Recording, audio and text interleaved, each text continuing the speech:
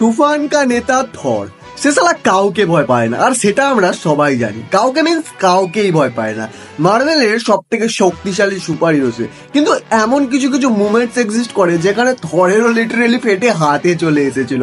তো আজ আমি তোমাদের সাথে এমনই তিনটে মুভমেন্ট শেয়ার করব। প্রথমবার আমরা থরের মুখে ভয় দেখি থর র্যাগনারক মুভিতে, যেখানে হেলার দিকে হ্যামার ছুঁড়ে মারার পর হেলা তার হ্যামার ধরে নেয় এবং ভেঙে গুড়িয়ে দেয়।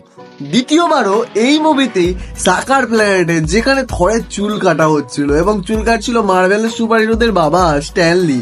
এই মুহূর্তটা মজার হলেও থর কিন্তু এখানে যথেষ্ট ভয় পেয়েছিল।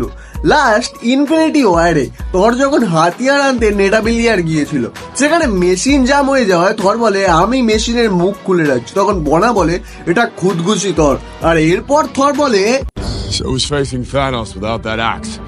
এই মুহূর্তটা থরের মুখে ভয় এবং প্রতিশোধের আগুন